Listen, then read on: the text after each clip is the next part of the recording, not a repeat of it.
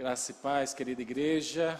Mais uma vez, feliz Dia dos Pais a todos os papais aqui presentes, papais de primeiro nível, papais de segundo nível, papais de terceiro nível. Eu não sei se tem algum papai de quarto nível, né? Porque pai de primeiro nível é só pai, pai de segundo nível é avô também, pai de terceiro nível já é bisavô. Pastor Camilo já traz, está ali atrás, já é bisavô. Tem mais algum bisavô aqui? Tem mais, pastor Pedro também. Irmão Odecresci também, diácono Odecresci, é o bisavô. Agora não sei se tem algum pai de quarto nível, que já é tataravô, né? Mas pode ser que tenhamos. Louvado seja Deus pela vida de vocês, que Deus continue abençoando a nós, né? Nessa tarefa, nesse ministério que recebemos da paternidade, e que possamos exercê-la da melhor maneira possível. Temos falhas, temos limitações, mas somos chamados então a darmos e a sermos o melhor na vida dos nossos filhos, sabendo que o maior legado que nós podemos deixar é o exemplo de vida, de maneira que os nossos filhos possam desejar trilhar os mesmos caminhos que nós, pais, temos trilhados. Então, louvado seja Deus pela vida de cada um dos pais. Hoje à noite nós vamos ter a oportunidade de fazer uma homenagem específica aos nossos pais. Eu quero nessa manhã, e eu vou falar, claro, esse mês tem sido o mês da juventude aqui na nossa igreja, o mês que nós separamos para destacar, para reconhecer a todos os jovens, esse grupo tão especial, tão amado por nós.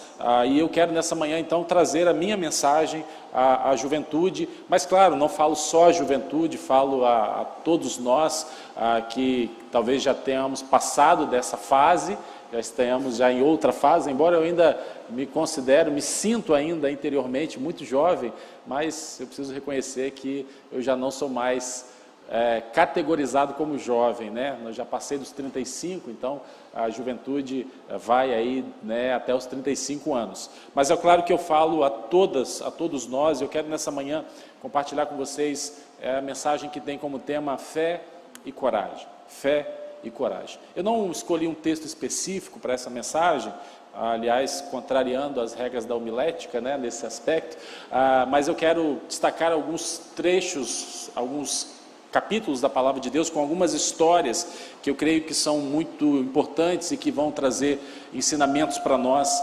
nessa manhã. Mas se eu pudesse, então, escolher um texto, eu escolheria Atos capítulo 13, versículo 36, Atos 13, 36, um texto que fala muito ao meu coração, porque ao se referir a Davi, a palavra de Deus diz: tendo, pois, Davi servido ao propósito de Deus em sua geração, ele adormeceu e foi sepultado com seus antepassados, e o seu corpo se decompôs. E me chama muita atenção, então, o fato de que o que está sendo ressaltado aqui é o fato de que Davi, então, serviu aos propósitos de Deus, aonde? Na sua geração. Na sua geração. Meus irmãos, nós sabemos que os jovens, a juventude, quando ela é mobilizada em grande número, eles têm a capacidade sinérgica de realizar mudanças no mundo todo. Aliás, eu creio que essa é uma das características que marca essa fase da vida. O fato de que a nossa juventude é uma juventude sonhadora, idealizadora. Quantos de nós aqui, nós que já passamos dessa fase, enquanto éramos jovens, tínhamos aquela ideia de que nós conseguiríamos mudar o mundo, de que nós conseguiríamos impactar o mundo. Quantas vezes isso não passou pelo nosso coração, não ressoou ao nosso coração? Eu trago essa reflexão nessa manhã baseado num livro que li recentemente e que me impactou muito. Obviamente que hoje eu sou muito seletivo com relação aos livros que leio. Normalmente tenho os meus autores preferidos, mas eu também me valho em alguns momentos de pessoas que eu admiro, que eu sei que são profundos leitores e que fazem então indicações de leitura. E quando essas pessoas me indicam o livro, normalmente eu vou lá, já compro o livro e deixo lá na fila, né? Porque a fila é grande de livros para ler. Mas recentemente recebi a indicação de um livro, comprei o livro e normalmente quando eu compro o livro eu já leio a introdução para pelo menos saber ali o que está sendo tratado naquele livro. E me chamou muita atenção porque eu comecei a ler esse livro e não parei de ler. Aí eu abri mão da fila, coloquei lá na frente da fila e passei a fazer a leitura desse livro. O título do livro é A Próxima Onda. Foi escrito pelo pastor teólogo David Wright. David Wright foi, durante muitos anos, diretor da MPC Internacional, Mocidade para Cristo Internacional. Um livro que me impactou muito e é baseado nesse livro que eu quero então trazer essa reflexão nessa manhã. Como eu disse, a juventude, quando mobilizada em grande número, eles têm uma enorme capacidade de realizar então grandes mudanças, grandes transformações. Ao longo da história, muitos líderes políticos têm reconhecido o potencial coletivo da juventude em transformar o mundo. E muitos desses líderes têm usado então a juventude para realizar mudanças, seja para o bem ou seja para o mal. 1994, de abril a julho de 94, eclodiu a chamada Guerra Civil em Ruanda, um país da África. Ruanda é uma nação composta de alguns grupos étnicos, mas todos eles têm a mesma linhagem. Não são grupos étnicos que vieram de situações de formações diferentes. Nós temos lá os Tutsis, nós temos os Hutus, que são os dois principais grupos, nós temos alguns outros grupos minoritários. E influenciado principalmente por forças externas, adolescentes e jovens daquele país foram unidos em milícias. E quando eclodiu a Guerra Civil em Ruanda, num período de 100 dias, 800 mil pessoas foram mortas por jovens e adolescentes. A forma de execução era principalmente a decapitação. 800 mil pessoas em 100 dias. Até hoje, em Ruanda, você encontra alguns lugares, alguns vilarejos em que igrejas, por exemplo, porque as pessoas corriam para se refugiar nas igrejas, quando esses grupos milicianos chegavam em aldeias, eles corriam e eles trancavam as pessoas dentro das igrejas, botavam fogo dentro das igrejas, e até hoje você encontra os restos mortais dessas pessoas, porque não foi possível, diante do tamanho número de pessoas que foram mortas em 100 dias, enterrar todas essas pessoas, sepultar todas essas pessoas. Adolf Hitler, que tinha bastante consciência do poder da juventude, no seu discurso em 1935, ele disse assim: apenas quem possui a juventude ganha o futuro. Apenas quem possui a juventude ganha o futuro. E Hitler, então, mobiliza a juventude alemã por meio de um movimento que foi intitulado Juventude Hitlerista, e ele consegue, então, tomar o controle da Alemanha, de estabelecer quase que um domínio mundial, e um genocídio que na Segunda Guerra Mundial resultou na morte de 62 milhões de pessoas. Só de judeus foram mais de 6 milhões de judeus que foram mortos, principalmente nos campos de concentração nazista. Mao Tse-tung foi um outro líder que mobilizou a juventude do seu país.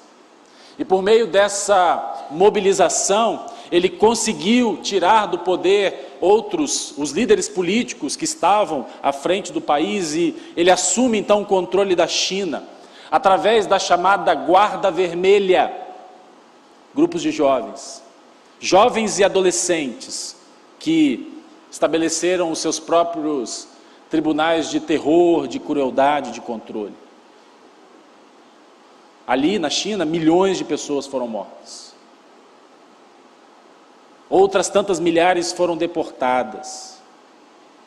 e alguns outros milhares, ou quem sabe milhões de pessoas tiveram as suas vidas arruinadas, num período de revolução que foi conduzida por jovens. Bem, eu não quero, claro, me fixar só em exemplos negativos, mas o que eu estou querendo dizer é que os jovens de uma nação são capazes de mudar o curso da história. Os jovens de uma localidade, de uma comunidade, são capazes de mudar o curso da história.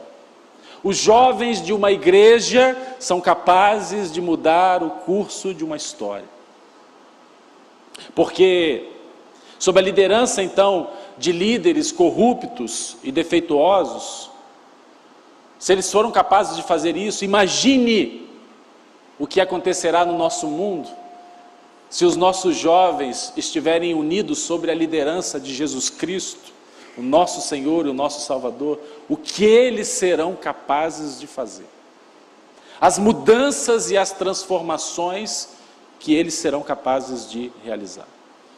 O fato é, meus irmãos, é que quando a juventude, os jovens, eles têm liberdade para liderar, frutos incríveis são produzidos.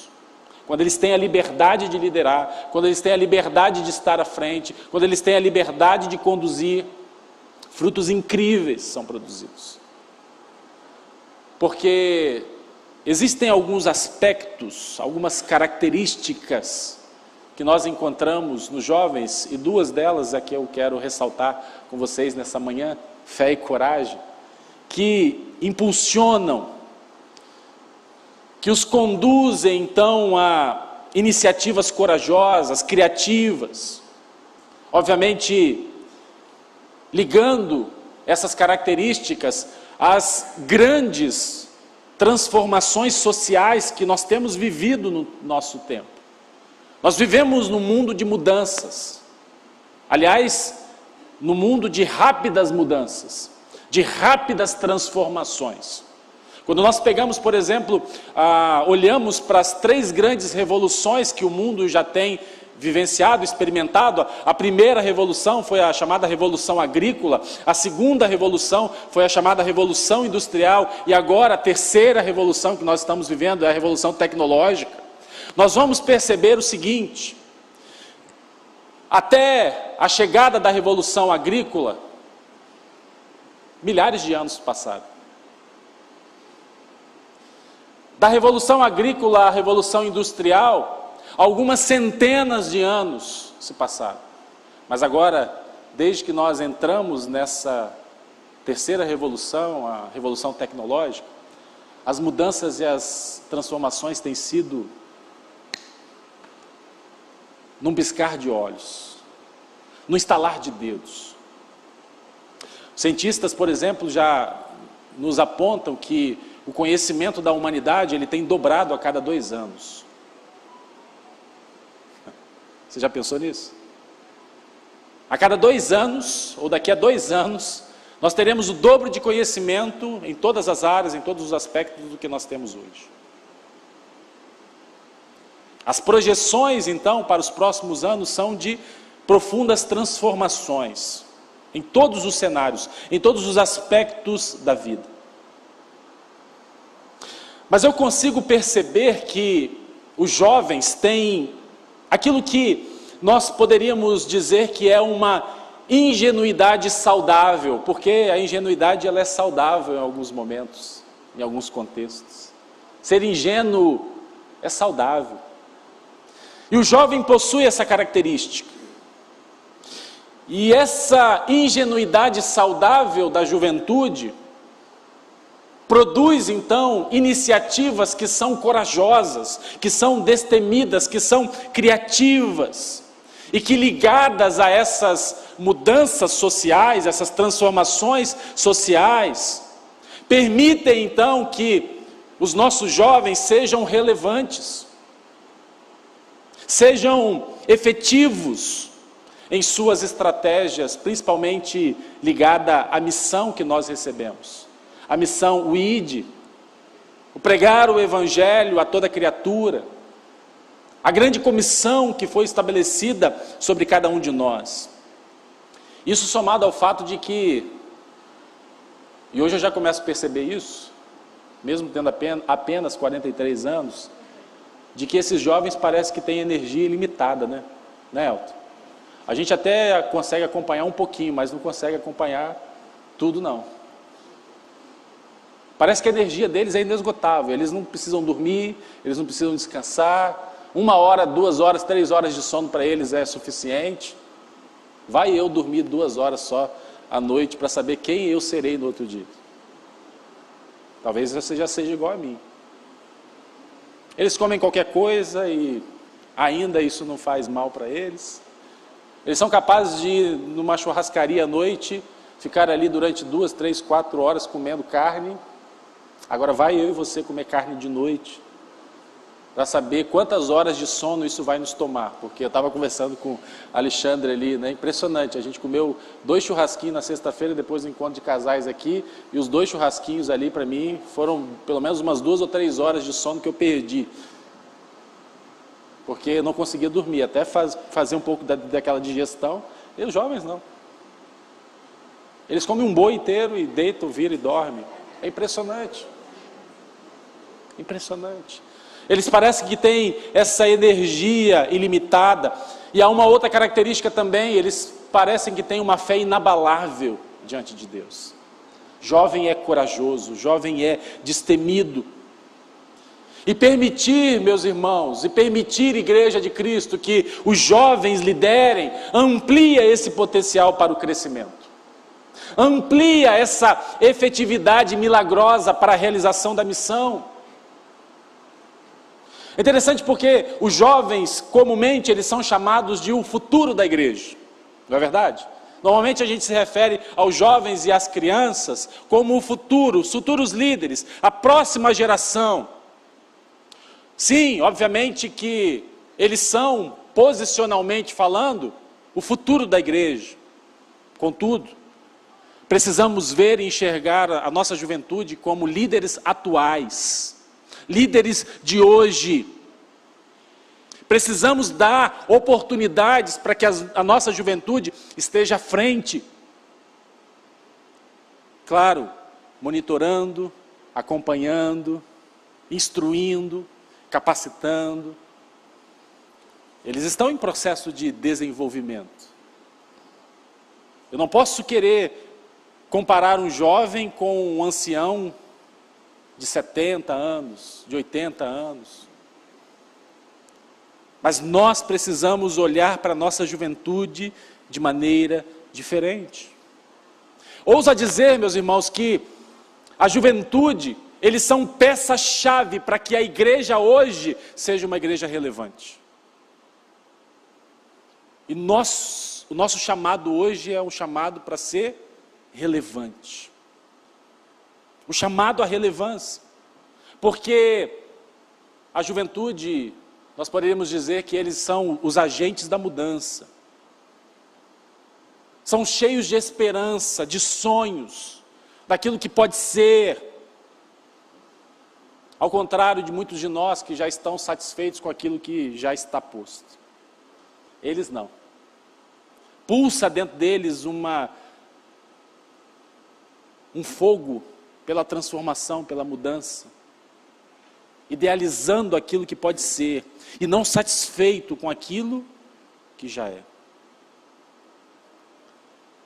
E é interessante porque isso é claramente apoiado, então, nas Escrituras Sagradas.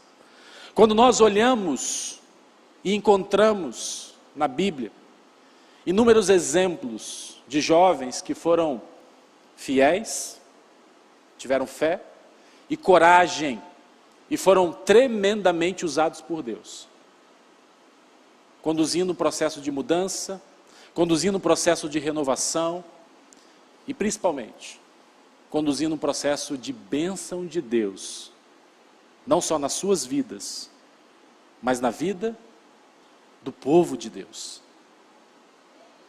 na vida de uma nação inteira. E esses rápidos exemplos que eu gostaria de compartilhar com vocês nessa manhã, como eu disse, são inúmeros. Eu destaquei alguns aqui para poder compartilhar com vocês. O primeiro exemplo que eu quero compartilhar é de Davi. 1 Samuel capítulo 17, nós encontramos ali a história da luta, da batalha de Davi contra o gigante Golias. Mas é interessante a gente perceber e notar que Davi era um adolescente. Talvez um menino de 16, 17. Muito provavelmente não tinha nem completado ainda 18 anos quando ele vive esse momento aqui. Quando ele combate corajosamente Golias. Quando, diante de homens, soldados que eram valentes, bem treinados, que estavam ali todos equipados para aquela batalha, mas tiveram medo de assumir uma tarefa que era aparentemente impossível. Depois você dá uma lida no capítulo, na história, para você lembrar. Eu só vou destacar alguns pontos aqui. Você sabe então que Davi, em determinado momento, já no 40º dia daquela batalha, né, os judeus, os hebreus haviam se reunidos ali no vale de Elá para combater os filisteus, seu povo inimigo. E durante 40 dias, Golias, um homem pequeno, de 2,90 metros de altura, ele ultrapassava a linha, uma linha imaginária, mas que era traçada ali, e desafiava para que um soldado viesse lutar contra ele. Naquela época isso era algo que acontecia costumeiramente. As batalhas às vezes eram definidas por uma luta homem a homem. E durante 40 dias Golias se levantava, caçoava, zombava, não só do exército do rei Saul, mas também de todo o povo de Deus. E durante 40 dias, Saul e os seus bravos guerreiros foram tomados pelo medo, e nenhum homem teve a coragem de ir. Davi é enviado pelo seu pai, Jessé, para levar pães e queijos para os seus irmãos e também para o capitão da guarda ali, e para que Davi tivesse notícias e trouxesse notícias ao seu pai, que já estava preocupado, claro, com seus 3 filhos que estavam ali. Inclusive um desses filhos era Eliabe. E quando ele chega ali, foi exatamente no momento em que Golias estava fazendo o seu desafio diário, lançando o seu desafio e as palavras de maldição, de zombaria que ele lançava todos os dias. Davi disse: espera aí, vocês vão deixar ele fazer isso? Ninguém vai lá lutar com ele? Eu vou. Diante da reação amedrontada de Saul e do seu exército, diante dos insultos que Golias dançava, Davi começa a perguntar aos soldados que estavam ali ao seu redor: por que alguém não ia lá e não lutava com esse filisteu incircunciso? E aí ninguém teve a coragem, e Davi então, alegremente, meus irmãos, se coloca à disposição, então se oferece para lutar com o gigante.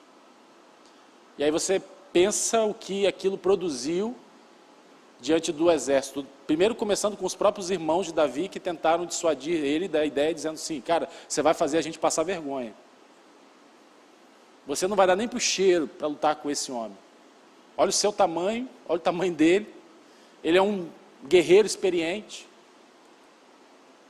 Você vai lá, você não tem nem armadura, você não tem uma lança, você não tem um escudo, você não tem uma espada. Quem é você? Os irmãos de Davi ficaram furiosos com a intenção de Davi. Mas ninguém no exército se colocou à disposição. Nem mesmo o próprio rei. E aí, diante daquela situação, Saul permite que Davi vá enfrentar aquele campeão filisteu. E você sabe, ele foi sem nenhuma armadura. Eu creio que ninguém naquele exército tinha expectativa de que Davi saísse vitorioso. Todos eles disseram: isso vai ser um fracasso total, nós vamos perder essa guerra, porque quem é esse adolescente? Quem é esse menino para enfrentar esse gigante? Mas sabe, meus irmãos, o que eu percebo aqui é que, enquanto Saul e o seu exército, eles viam em Golias um inimigo forte demais para ser derrotado. Davi viu Golias como um alvo grande demais para não ser acertado. E por isso ele foi, corajosamente. A história de Davi e Golias aqui é um clássico exemplo na Bíblia de como Deus usa a ingenuidade, o idealismo, a fé inquestionável dos jovens para alcançar os seus propósitos. O segundo exemplo que eu quero destacar para você, bíblico, é Josias. 2 Crônicas, capítulo 34, nós encontramos ali Josias, que começa a reinar sobre Judá com apenas 8 anos de idade. 8 anos, uma criança. Mas com 20 anos, ou seja, na juventude, Josias conduz a uma grande reforma ali em Judá. Porque Josias percebeu que a nação de Judá, por causa das suas lideranças passadas, mal orientadas, decadentes, a nação havia mergulhado num período de adoração a ídolos.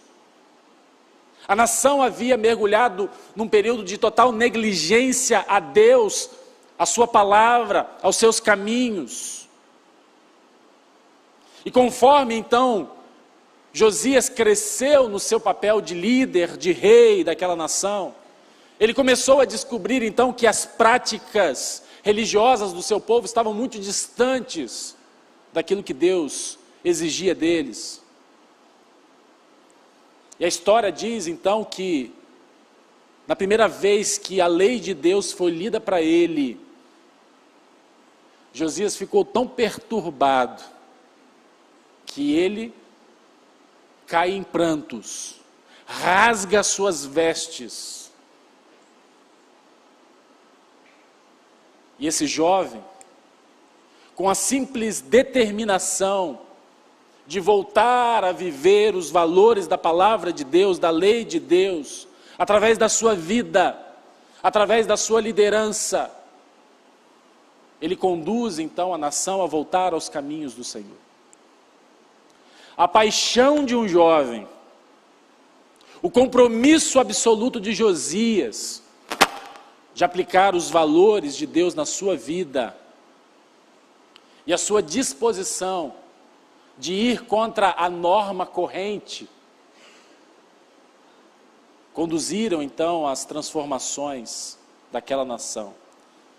E a nação de Judá voltou a um período de obediência à palavra e à lei de Deus, de serviço ao Senhor.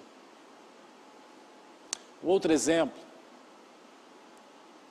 3 jovens, Sadraque, Mesaque e Abidnego. Em Daniel capítulo 3 nós encontramos a história desses 3 jovens. 3 jovens que muito provavelmente tinham menos de 20 anos, na época em que eles confrontaram nada mais, nada menos do que o grande Nabucodonosor, rei da Babilônia. E se recusaram a se curvar e a adorar a imagem do rei Nabucodonosor. Você conhece a história, você sabe que o rei faz uma estátua de ouro de si mesmo, e essa estátua era pequena, né? 27 metros de altura. 27 metros. Foi colocada então na planície de Dura, e todas as autoridades da Babilônia são convocadas, todos os servos do rei, todos aqueles que estavam na casa, no palácio real, para que pudessem ali ter um tempo de adoração àquela imagem. Você sabe que Sadraque, Mesaque e Abidnego, junto com Misael, que teve o seu nome depois mudado para Daniel,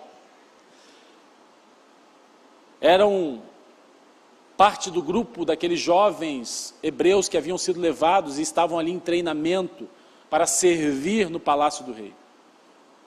E eles foram então chamados para participar desse momento, desse evento de adoração. Mas como eles eram fiéis ao Senhor, e eles haviam proposto no seu coração de continuar seguindo o único e verdadeiro Deus, eles se recusaram a adorar aquela imagem. Ou qualquer outra coisa que tentasse ocupar o lugar de Deus na sua vida.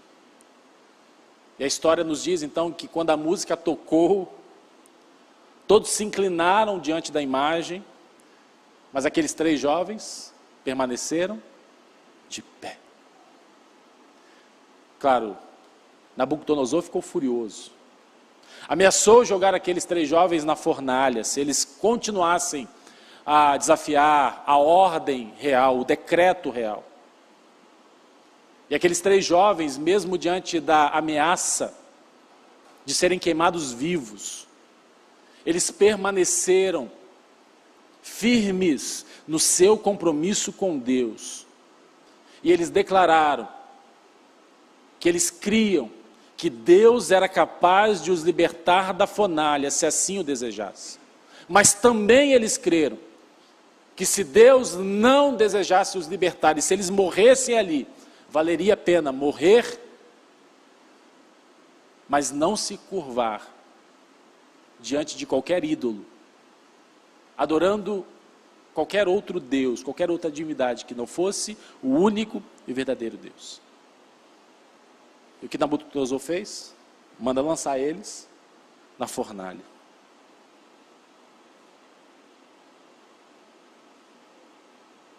E aí você sabe da história. Você sabe que Deus envia o anjo para estar ali com eles, e havia então um 4º homem na fornalha. Depois de um tempo, onde eles achavam que eles já haviam sido consumidos, porque era um fogo em alta temperatura, altíssimo, que levaria poucos instantes, poucos minutos para consumir todo o corpo, um corpo humano, de maneira que só restassem depois nem talvez as cinzas. A história nos diz, então, a Bíblia nos diz que quando eles saíram da fornalha, os sátrapas, os prefeitos, os governadores, os conselheiros do rei se ajuntaram em torno deles e comprovaram que o fogo não tinha ferido o corpo deles. Nenhum só fio de cabelo deles estava chamuscado. Eles não estavam com cheiro de defumados. Nada havia acontecido. E a história também diz que Nabucodonosor, vendo esse milagre de Deus, ele louva a Deus por causa da coragem e da fidelidade desses 3 jovens. 3 jovens que com menos de 20 anos confiaram em Deus de maneira irrestrita e por conta disso provaram do cuidado e da libertação de Deus nas suas vidas. Reconheceram também a soberania de Deus.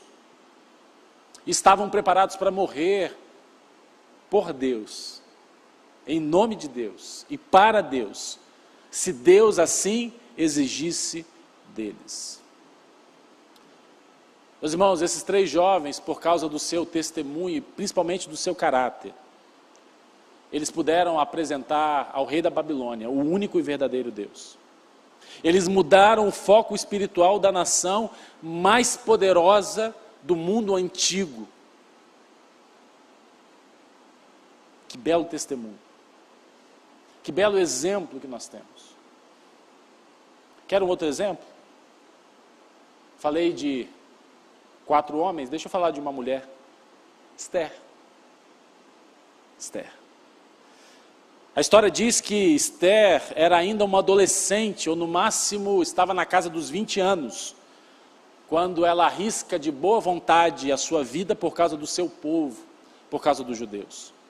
Você conhece a história, eu só quero lembrar para você, um pequeno livro da Bíblia que está ali, no meio do Antigo Testamento, você tem ali a história de Esther, a história do povo de Deus.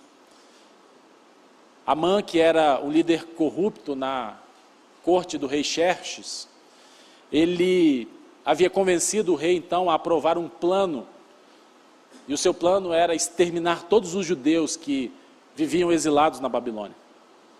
Esther era a esposa favorita do rei, judia, e a única pessoa que tinha alguma chance de apelar ao rei, de maneira que esse plano não pudesse ser levado a cabo. Contudo, você sabe, Esther precisou do encorajamento do seu tio Mardoqueu. A estratégia que eles estabeleceram era uma estratégia inteligente, era uma estratégia criativa, mas também era uma estratégia perigosa. Não havia nenhuma garantia de que, ao se apresentar sem ser chamada diante da corte do rei, o rei haveria de demonstrar benevolência contra ela, levantando o cetro de maneira que permitisse ela entrar sem ser convidada. E se o rei não mostrasse benevolência, ela seria morta, porque a lei daquela época dizia que qualquer pessoa que chegasse à corte do rei, mesmo que sendo a sua esposa, sem ser convidada, deveria ser eliminada, deveria ser morta. E ao fazer isso, então Esther corria um enorme risco, sabendo que enfrentaria a morte se o rei não ignorasse essa quebra de protocolo. Mas você conhece a história. Esther pede ao seu tio Mardoqueu que peça ao povo para jejuar e orar, e depois de 3 dias, ela então vai à presença do rei. O rei usa de benevolência para ela, permite que ela venha até o trono, ela convida o rei para um jantar, e ali naquele jantar ela apresenta o plano maléfico de Amã, de maneira que o rei fica furioso com tudo aquilo que aconteceu. Ela consegue expor então a duplicidade de Amã, a malignidade de Amã, e consegue então a aniquilação, ou evitar a aniquilação do povo de Deus. Existem alguns outros exemplos na Bíblia, meus irmãos, que a gente poderia continuar aqui apresentando. Jeremias, por exemplo, que foi chamado para ser profeta em Judá, ele mesmo disse: olha, Senhor, eu não sou qualificado porque eu sou ainda muito jovem, eu não sei nem falar, eu ainda sou jovem. E é interessante porque a gente vê aqui esses meninos às vezes aqui na frente, e eles têm, claro, algumas expressões, um jeito de falar que é talvez diferente do nosso. Mas percebam como que Deus usou a vida de Jeremias. Deus quis usar Jeremias, e talvez podemos dizer, até mesmo por causa da sua fé imatura, por causa da sua exuberância ainda infantil, ainda em processo de desenvolvimento, de amadurecimento. E a situação, ou a fé de Jeremias, ela fica evidente, então, quando ele assume a difícil tarefa de ser profeta de Deus, de ser boca de Deus, de entregar os oráculos de Deus ao povo. Muitos deles oráculos difíceis e duros, porque falavam de condenação por causa do desvirtuamento do povo. Você quer um outro exemplo?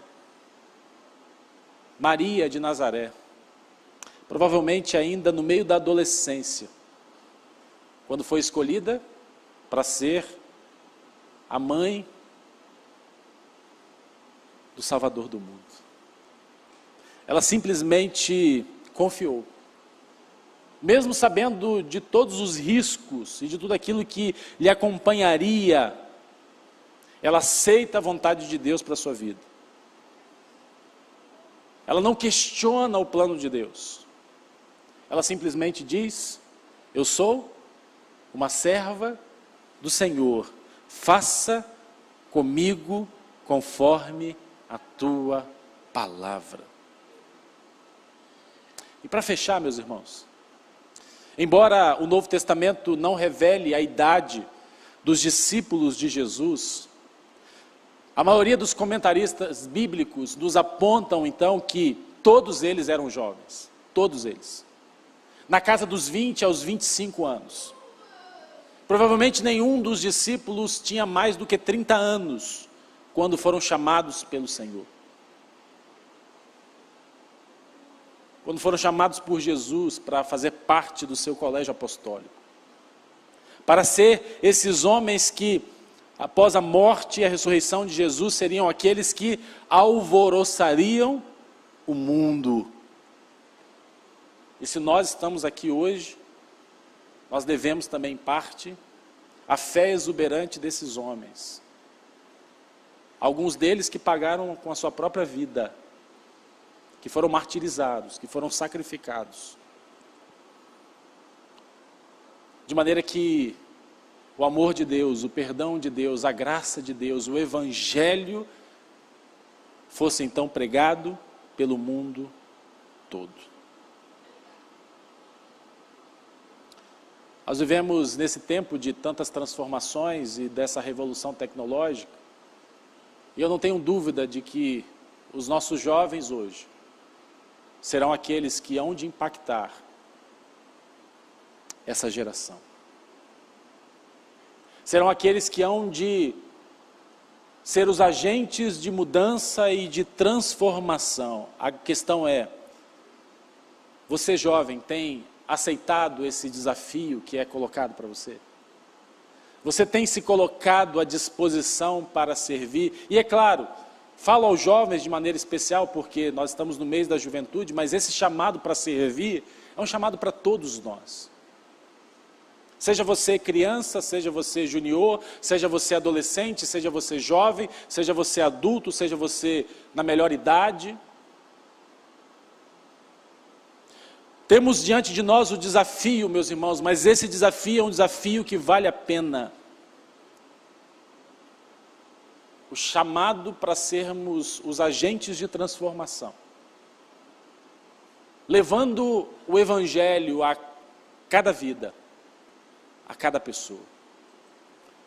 Eu tenho certeza e creio firmemente de que a transformação tecnológica que nós vivemos, ela descortina os caminhos para a volta de Jesus e cada vez mais nos aproximamos do momento em que Deus dirá ao seu filho, vai buscar aqueles que são meus. Esse momento está chegando. E a revolução tecnológica que nós estamos vivendo, ela abre as possibilidades para que isso aconteça de uma maneira cada vez mais rápida.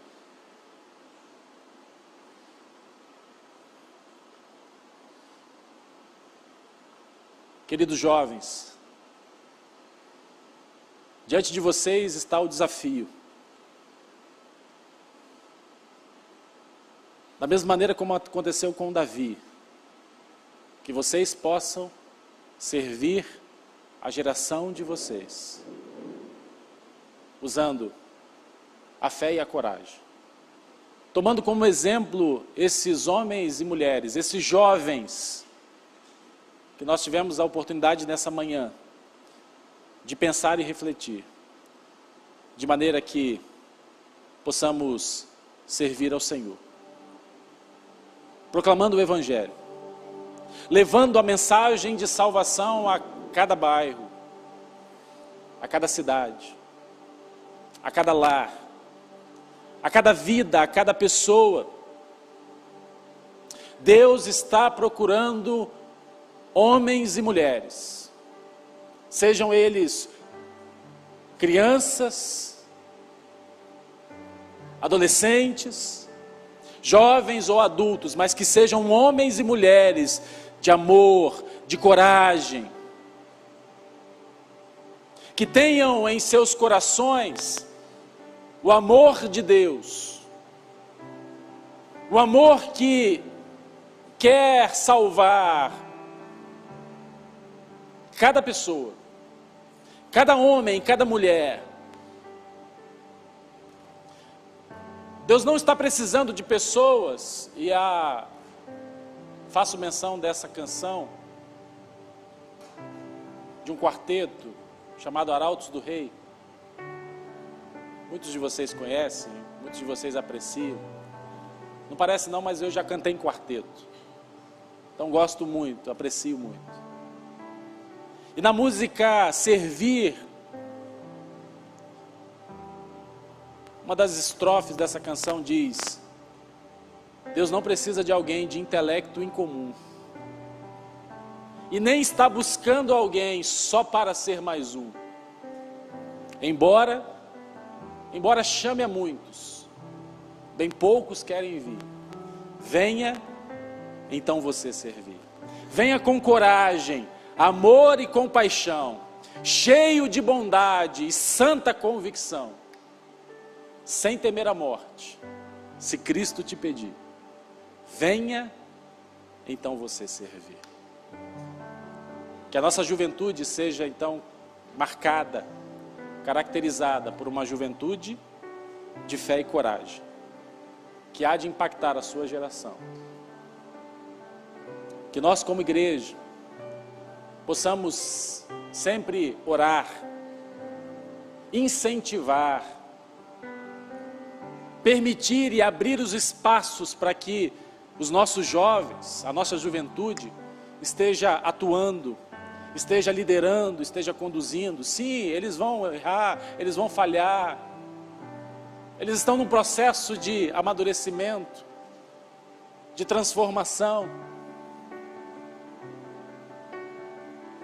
Sim, você sabe, eu olho para a minha vida hoje, com 43 anos, e penso, olha, como eu pensava diferente quando eu tinha 20 anos. Mas, como nós podemos ver aqui nessa manhã, vocês jovens têm elementos, características, que Deus quer usar para a mudança e para a transformação desse mundo. Vou convidar o pastor Eric para chegar aqui no microfone, ele vai orar nesse momento também, mais uma vez abençoando a nossa juventude. Eric, vem cá. O Eric está tão encantado com o Thomas, que ele estava olhando para o Thomas, e fica assim mesmo, né? Ainda mais que é dia dos pais hoje, recebeu esse presente, junto com a Karen, junto com o Gabriel. Olhe pela nossa juventude, olhe para que esses jovens, eu queria pedir a todos os jovens para ficarem em pé, você que tem até 35 anos de idade, coloque-se de pé, por gentileza. Olhe por essa turma abençoada. É 35, tá, gente? Por favor. Se você tem de 35 para baixo, coloque-se de pé nesse momento. Nós vamos orar, pedindo para que o Senhor esteja abençoando e usando poderosamente a vida de cada um de vocês, queridos jovens. Vamos orar. Senhor, o Senhor tem um propósito para a nossa vida em cada fase que nós passamos. O Senhor escolhe as crianças, o Senhor escolhe os adolescentes, o Senhor escolhe os adultos, o Senhor escolhe os idosos, mas uma palavra na Tua palavra, uma frase, um versículo na Tua palavra, que nos marca como jovens. Jovens, eu vos escolhi porque sois fortes. Há em nós, e eu me considero jovem também, e na sua juventude que o Senhor escolheu dessa igreja e em tantos outros lugares, uma força que é inerente dessa juventude. E o Senhor os escolheu porque, como o pastor Márcio nessa mensagem disse, o mundo move-se através dessa energia da juventude. Senhor, nós vivemos um tempo tão difícil hoje, onde o mundo tem influenciado, tem seduzido os nossos jovens. A exemplo de alguns personagens como Sansão. Aqui nós vimos personagens que enchem o nosso coração porque foram fiéis, leais, obedientes ao Senhor. Mas vemos exemplos, por exemplo, como Sansão, que o Senhor escolheu para um propósito tão maravilhoso, tão grandioso, deu-lhe uma autoridade e poder que nenhum homem jamais teve, mas foi seduzido pelo mundo, foi seduzido pelas circunstâncias, pelas suas concupiscências, pelos seus desejos. E muitas vezes nós temos visto isso acontecer entre os jovens que o Senhor escolheu, que o Senhor chamou.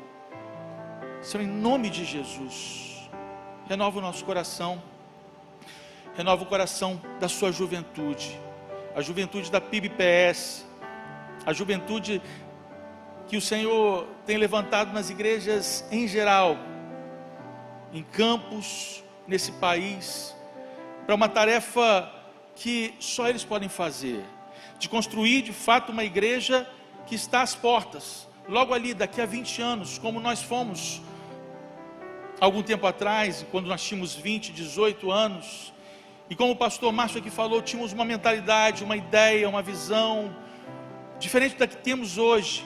Em nome de Jesus, ó Deus, toma conta da mente, do coração dessa juventude, para que eles possam, a exemplo destes, serem leais, fiéis, obedientes, caminhando nos teus caminhos, trilhando, ó Deus, os seus propósitos, entendendo e compreendendo, ó Deus, aquilo que o Senhor deseja para eles, para que a sua igreja, ó Deus, daqui a 10, 15, 20 anos, tenha uma liderança também forte, obediente, capaz de conduzir, ó Deus, a tua igreja nos teus propósitos, obedientes, ó Deus, à sua vontade, para que o mundo possa ser de fato tocado, ó Deus, pela fé, pela lealdade, pela fidelidade, pelos corações, ó Deus, que hoje têm sido tocados pelo Senhor, para uma grande obra que o Senhor quer fazer daqui a algum tempo, Senhor, em nome de Jesus. Nós não pensamos que somos, ou que a juventude que o Senhor levanta hoje é uma igreja do futuro, é uma igreja para hoje, e precisamos, ó Deus, desse frescor, precisamos, ó Deus, desses jovens aqui atuantes, trabalhando na frente da batalha, ganhando almas, vencendo os obstáculos, e também sendo exemplos para nós, ó Deus, que já passamos pelas experiências, já temos alguma maturidade, mas ainda aprendemos, e assim o Senhor constrói a sua igreja. Senhor, em nome de Jesus, toma nas tuas mãos essa juventude e as use para a sua glória, com poder e graça, em nome de Jesus. Amém.